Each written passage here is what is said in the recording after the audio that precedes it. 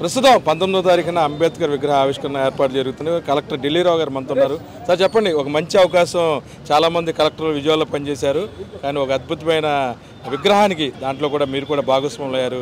ఎలా ఫీల్ అవుతున్నారు? చాలా ఆనందంగా ఉందండి. ఒక గొప్ప విగ్రహాన్ని మన విజయవాడలో పీడబ్ల్యూడి గ్రౌండ్స్లో ఏర్పాటు చేసుకోవడం, మనకి ఇక్కడ నుండి విజయవాడలో ఇది ఒక ఐకానిక్ స్ట్రక్చర్ అవబోతుంది. విజయవాడకి ఎవరైనా వస్తే స్టాచ్యూ ఆఫ్ సోషల్ జస్టిస్ ఎలా అయితే లిబర్టీకి వెళ్ళాలనుకున్నాను చెప్పి యూఎస్కి వెళ్ళే వాళ్ళు అనుకుంటారో, అలా విజయవాడకు వస్తే అనేటువంటిది స్టాచ్యూ ఆఫ్ సోషల్ జస్టిస్ని చూడాలని అనుకుంటారు. సుమారుగా 405 కోట్లతో ఉన్నటువంటి ప్రాజెక్టు, సుమారుగా 1800 ఏకర్స్తో ఉన్నది. సో రెండు కలిపి, అంటే స్టాచ్యూ ఒకటే 125 ఫీటు, కింద కూడా కలుపుకుంటే 210 ఫీట్ అనేటువంటిది. దెన్ దీంతో పాటుగా మనకి కాన్ఫరెన్స్ హాల్ ఉంది, తర్వాత క్యాంటీన్ ఉంది, మార్నింగ్ అనేటువంటి వాక్కి సపరేట్గా నాన్ టికెటెడ్ ఏరియా ఉంది. దాని ground floor, first floor, second ఫ్లోర్కి సంబంధించినటువంటి డిఫరెంట్ ఎక్స్పీరియన్స్ సెంటర్స్ తర్వాత ఇవన్నీ కూడా ఉన్నాయి. అండ్ రియల్గా ఇది ఒక మాన్యుమెంట్ అంటాం చూసారంటే, అంటే సచ్ ఎ మాన్యుమెంట్.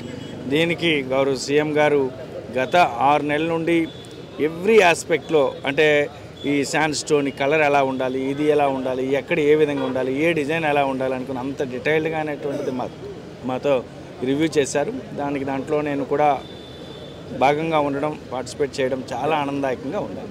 సార్ చెప్పండి, సుమారు దీనికి సంబంధించి 19వ తారీఖు షెడ్యూల్ ఎలా ఉండబోతుంది?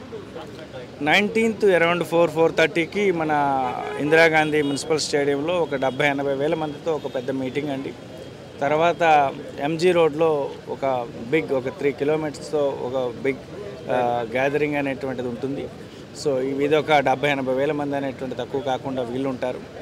దెన్ గౌరవ సీఎం గారు అరౌండ్ 6-6:30కి అనేటువంటిది ఇక్కడ వచ్చి నార్మల్ 4-5 స్టెప్స్ ఉంటాయంటే లైక్ లేజర్ షో చూడడం కానీ, తర్వాత అనేటువంటిది ఫ్లేక్ని ఇనాగ్రేట్ చేయడం కానీ, తర్వాత ఇవన్నీ కూడా ఉంటాయి.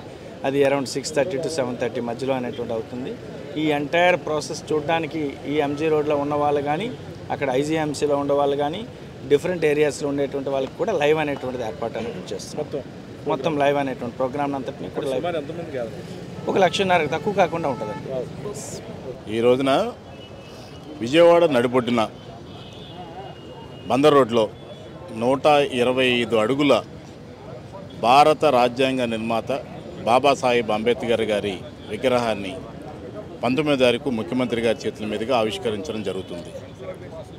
ఆ ఎంటైర్ ఆంధ్రప్రదేశ్లో ఉన్నటువంటి దళితులందరూ కూడా చంద్రబాబు నాయుడు గారి గవర్నమెంట్ ఉన్నప్పుడు అమరావతిలో విగ్రహం ఏర్పాటు చేస్తామని చెప్పి చేయలేదు.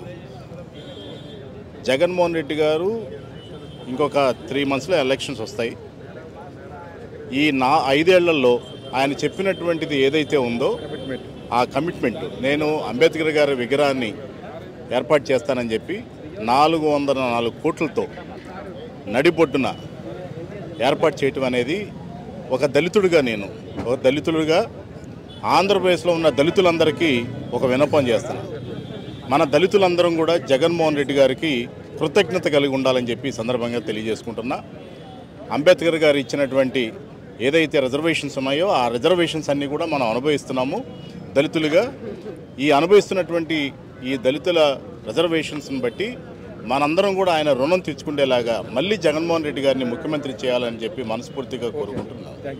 మొత్తమే కూడాను 19వ తారీఖున ఒక పక్కన సంక్రాంతి పండుగ ధూమ్ధాంగా తెలుగు ప్రజలు చేస్తుంటే, విజయవాడకు సంబంధించి ఏదైతే అంబేద్కర్ విగ్రహ నిర్మాణం సంబంధించి కూడా నిర్మాణం పూర్తి చేసుకోవటం, దానికి సంబంధించి కూడాను పెద్ద ఎత్తున ఏర్పాట్లు జరిగిన నేపథ్యంలో ఈ ప్రాంతం అంతా కూడాను ఒక జోష్, అంటే విజయవాడలో ఇప్పటివరకు కూడాను ఏది కనకదుర్గ గుడి తర్వాత కృష్ణానది తర్వాత ఎటువంటి టూరిస్ట్ ప్లేస్ లేదు. అటువంటిది ఒక మహనీయుడి చరిత్రను తెలిపే విధంగా కూడాను గౌరవ యువ ముఖ్యమంత్రి వైఎస్ జగన్మోహన్ రెడ్డి గారు ఈ ప్రాంతంలో అంబేద్కర్ విగ్రహాన్ని ఏర్పాటు చేయడం పట్ల ప్రతి ఒక్కరు కూడా సంతోషాన్ని వ్యక్తపరుస్తున్నారు.